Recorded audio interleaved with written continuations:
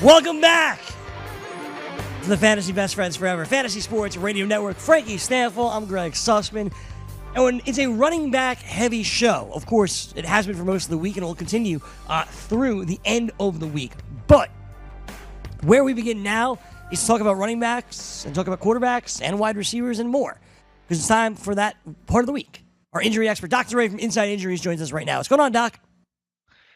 Hey, guys. How are you guys doing? Oh, we're doing pretty well. I got to be honest with you, though. I'm hurt, and I don't think I'm hurt, like, seriously, but I had a very bad collision in kickball last night, and I have a massive bruise on my, like, left thigh into the buttocks region. Do you know how long that would take to heal? So, did you incur this injury while kicking the ball? It was a collision. It was a collision. It was a collision? Yeah. Okay. I took a fall. Wow. Yeah. Okay. Was it on AstroTurf or dirt or grass? Dirt. Okay. Mm-hmm. So about a week. You'll recover in a week. All right. That makes sense. Sounds about right. I also have, like, this thing that might be a wart growing on the bottom of my foot. It's very painful. You're banged up, Greg. What's going on? Yeah, it's stress, I think. Yeah. Unfortunately, I'm not a specialist on warts. Yeah. But I can refer you to the right specialist if you'd like. All right. I actually have an appointment with my podiatrist next week or 2 weeks. So I think, I was on the phone with you now, so I thought maybe we could talk about it. But nobody cares about me, Doc. They care about these players, in particular the guy we just talked about, and that was Rashaad Penny. Now, Penny had surgery or is having surgery, I believe it's on his middle finger, and there is the expectation that he should be back for opening day. And then, of course, it leaks out, well, maybe not week 1 and maybe not week 2. What's the real deal on this injury with Rashaad Penny? All right. So, October 2nd. Wow. So first of all, when you have a finger fracture and you have to have surgery, that means that the fracture fragments are a little bit more, they're not lined up. They have to be sort of lined up to heal in sort of the right way. So right then and there, that the healing time for the fracture is going to take a little longer, So 3 to 4 weeks is very optimistic. I mean, yeah, he could come back in 3 to 4 weeks with a cast or a splint on, but it's hard to carry the football, with a cast on your hand, right? And so October 2nd, our optimal recovery time is 7 weeks. Obviously, if it does heal and heal completely, it should be just as good as new right before when the season was going to start. Right. If he tries to come back early and it sort of worsens the fracture, it prevents healing, then you could be talking about 10, 12, 14 weeks if he kind of worsens it by coming back too early. So that's something you guys, fantasy players, have to take a look at. October 2nd is sort of like the date we're talking about. We don't think that he should return by week 1. All right. So also, essentially, Frankie, Rashaad Penny's probably going to be back sooner than that because they're going to rush him, most likely, I would think. Yeah. But October 2nd is when Dr. A and the guys at Inside Injuries want him to return. That makes me very, very hesitant, and it really makes me like my Chris Carson, Mark Ingram idea from a moment ago. But damn, really tough news when it comes to Rashaad Penny. Yeah, that's exactly what I was going to say is, you bringing up Chris Carson as a player to pair with Mark Ingram makes even more sense. And I don't know if you saw this report yesterday, Greg, but from Ian Rappaport, he actually said that the Seahawks view Chris Carson as their bell cow running back. Now, we don't believe that, but maybe they meant it for like the first couple of weeks, the first month of the season while Rashaad Penny is getting right. This whole Seahawks running back situation has become a complete disaster. I mean, even going back to them drafting Rashaad Penny in the first place, like this team has so many holes. They go out and draft a running back and then throughout preseason talk up a running back who they took the year prior in the 7th round over the guy they just took in the 1st round. So it just really doesn't make a lot of sense, and there's a lot, really upside down. I've dropped Rashaad Penny all the way down to RB30. Yeah, I think that kind of makes sense with everything that we're hearing right now. I have him at 25, and I feel like I need to move him down even farther, honestly. I think also you guys should add one thing about him is that guy, running backs that finger fractures, when they first come back onto the field. Their HPF does not escalate as fast as you want it to. The main reason why is they're also a fumble risk because of their hesitancy on getting hit right at the ball level. So it takes a few weeks for them to get used to that as well. So that's something to consider. Even if you do take him, don't expect him to come right back right away. And he may have a higher fumble rate than other running backs. That's a great point. That's a really, really great point, Doc. Drop Rashaad Penny in your rankings. Now, continuing on, Doc, with the running back. Sony Michel has been out for a while with New England. We were just talking about him and why Rex Burkhead's potentially a good pair with Mark Ingram. How close is Sony Michel returning to New England? Okay, so I have to give our team some kudos here because remember when they reported last week when Sony Michel just getting some knee procedure, something happened. Right. We immediately talked about this. Like, it's a cleanup. Remember we had this discussion. Totally. It was a cleanup procedure, likely with debris and, with loose bodies, right? You remember all of that stuff? Well, that's exactly what he had, basically. And so the thing is he's so young and he had to already have this procedure. This type of procedure usually is reserved for a 7-8 year veteran that's been in the league, that's developed osteoarthritis with loose body. So that is sort of a small thing of signs, sort of things to come, a small sign for things to come. And so, Sony Michel, great talent, love the kid, but it's really, really going to be difficult for him in terms of this knee throughout this initial season. He's at 22% injury risk because of this.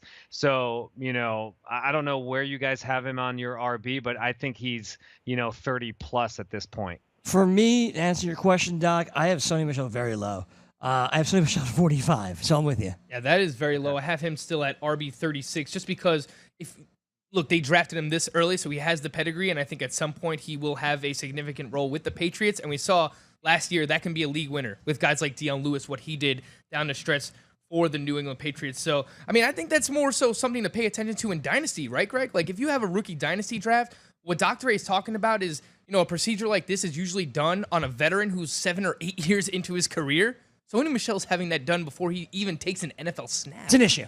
It's kind of scary. It's an issue. Especially if you're going into a rookie dynasty draft. So I think that's something to keep in mind. Doc, I wanted to ask you about one, Jerick McKinnon, who I think I've just kind of escalated to become the Jerick McKinnon hater, ultimately. And look, he went to have an MRI on his knee last week. We saw when he left practice, and the MRI revealed that he has, quote, just a muscle strain. So ultimately, what does that mean for fantasy football? Is that something that can lurk with him for the entirety of the season? When is he going to be healthy? What do you got on Jerick McKinnon? Yeah, so first of all, it looks like it's a grade 1 calf injury. So calf, the good news really? is, okay. Yeah, and so good news is that it's not a tear, it's not a grade 2, so that would really, really set him back. It's a grade 1, so that's good. That's a good news. Now, he missed just one game in a 4-year NFL career, so that's really, really good historical data for us from a Jerick McKinnon standpoint. So here's sort of the short and skinny of it. He's an elevated injury risk right now at 19%, not surprising because calf injuries to running backs, it's just they need time to recover. August the 21st is when we're looking at him to be completely healed from this injury. And if he doesn't have any setbacks, he'll be back at low injury risk and back up to above average at least, and probably hitting peak. So just wait 2 weeks. And, some people may take him at RB even lower, even higher than 15. If, that's where we're looking at. I think the key thing is that he doesn't have a setback in the next 2 weeks, and then he should be really back to low and peak health to start the season. So that's pretty comforting for me, who does have Jerick McKinnon ranked right around that number 15 spot, Doc. I think he's great, and I think the fact that he's going to be healthy, and to prove to Frank he only missed one game despite the slight frame he has, he's going to be fine. And he's going to be a bell cow-ish in this offense. I love Jerick McKinnon. That made me feel a whole lot better.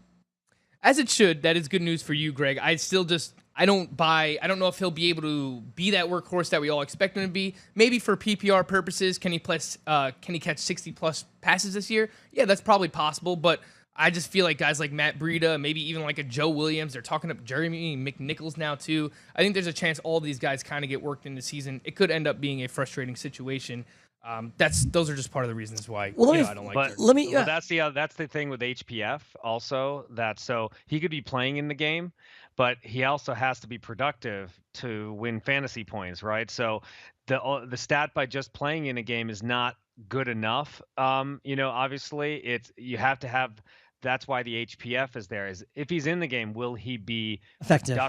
And effective. And so will this injury impact that? And so what we're saying is that he may not get to peak right away, but above average with his talent and the fact that he'll be at low injury risk will give him our data was saying that it'll give him enough sort of prowess to be up there like an RB15. All right, so let me get over the New York Giants, who had a running back injury of their own, as Saquon Barkley tweaked his hamstring. That's what they're calling it. He had an MRI. They keep calling it a tweak. He's been in uniform all week in practice, but he hasn't really done all that much. He said today if it was a playoff game, he hopes he would be out there. It wasn't exactly like I would definitely play. It was yeah, I hope so. So, I don't know exactly what that means. I'm assuming it's a grade 1 hamstring strain, but what are you hearing and seeing when it comes to Saquon Barkley? Yeah, it's a grade 1 hamstring strain. So it's not a soft tissue. It's a grade 1. So it's a 2-week recovery, and he should be fine August 21st. Now, here's the thing. Our algorithm is saying that just because of this little tweak, it's not really impacting his injury risk category. It's staying low. So that's good. Now, he's moved into below average, but that will escalate back to peak health without any setbacks. So if he doesn't have any setbacks or any other injuries, grade 1 should resolve. And then by August the 21st, last week of August, he should be back to low and peak health. So right now, if this is the only injury and he's obviously your RB5, then, you'll be okay. Yeah, so that makes me very, very comfortable. That's where he is in my RB5, right? So he's right there. Yeah. That's awesome to hear with Saquon Barkley. He'll miss this week's preseason game, probably miss next week's preseason game, which is fine. And then he'll have 2 weeks to practice for real for the opener. So that is absolutely perfect when it comes to Saquon Barkley. But in the Flex League draft, Frank, I jumped on 2 Indianapolis Colts running backs, neither of which were named Marlon Mack. Because I thought this injury sounded kind of serious when it came to Marlon Mack. And plus, everybody hates Marlon Mack anyway. So, Dr. A, how serious is the injury to Marlon Mack? So it's a grade 1 hamstring injury. So okay. Again, it's a manageable. The team called it a manageable hamstring strain. It is a manageable hamstring strain. So we're congruent there. No gamesmanship there. But here's the issue. Before this injury occurred, we had him already at elevated injury risk and at peak health. So he was one of these elevated high risk, not high risk, high reward, but elevated risk, high reward type of guys. Now he's at elevated injury risk, 21%, and he's dropped to below average at 53%. Because of all of his other histories, and he missed the entire rookie season with a torn labrum. I don't know if you guys remember that, but that's a big thing from an algorithmic standpoint, and so he won't get back up to peak health. He'll be at elevated injury risk and likely above average, maybe below, like kind of teetering on that border of HPF. So that's dropped in our minds that he would go from an RB34 to above 45. All right, there you go. Not exactly what you like to hear about Marlon Mack. Yeah, I'm not really the Marlon Mack guy at all. And, some people shot you some looks when you ended up with Jordan Wilkins and Nyheim Hines. But I do think it won't be long before those guys end up as the running back tandem in Indianapolis. Doctor, I wanted to ask you about, obviously, 2 very important Steelers to their offense, Big Ben and Antonio Brown. Big Ben, we know, is dealing with a concussion. He left practice the other day. We're not going to see him this week. I don't know how long he's going to be out. So let's start with Big Ben and then Antonio Brown, who is dealing with this quad injury, who it's kind of like flown under the radar throughout the preseason. But, it's still something that we should monitor considering, he is the consensus number 1 wide receiver off the board. So what do you have on Big Ben and Antonio Brown? What are the severities for each of them?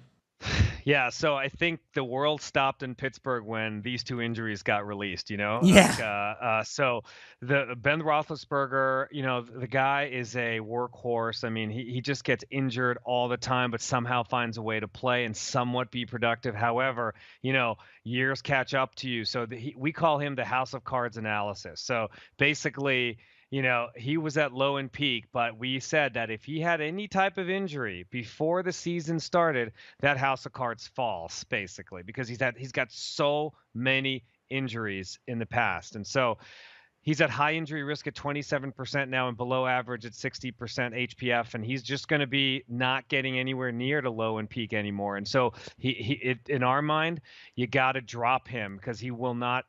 This is a sign of things to come this year for Ben Roethlisberger, is what our algorithm is saying. So I mean, I think this is his 4th concussion or 5th concussion. I'm not 100% sure. He's had a ton of them, but his healthy to recovery date is August the 28th. And he'll be coming back with a high injury risk category. That's scary. Yeah, I mean, the one thing I do take away from that is that, his healthy to return date is August 28th. Right. So obviously that's before the season. So if we could just get him out there before the season, look, Big Ben, I'm not sure how many preseason reps he actually needs. I think I've kind of come around as like the high guy on Big Ben. Yeah. Just based on the weapons that he has there and the offense surrounding him. So I haven't dropped him yet, but if we get more news coming out that closer to the season, there's more risk involved with him, I understand. And plus, like Dr. Ray said, I mean, the guy has been banged up throughout the entirety of his career. I just think when he's on the field, he's going to perform like a top 12 quarterback. That's the key. When he's on the field, right? Yeah, that's the key. So if you take 27% of 16 games. So, I mean, we are thinking, and our algorithm is predicting that he's going to miss at least a third of the games this year. All right, one last question for you, Doc. Antonio Brown, right? Antonio Brown. Why don't you give us that? Yeah, that's fine. Yeah. Grade 1 quad hip strain, 3 weeks optimal recovery time. Okay, so August the 24th is when he'll be back.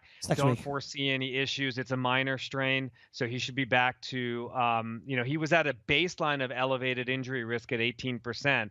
So just FYI, don't be surprised if he does get injured this season, even though he's a workhorse and likely the best wide receiver in the league right now when he's on the field.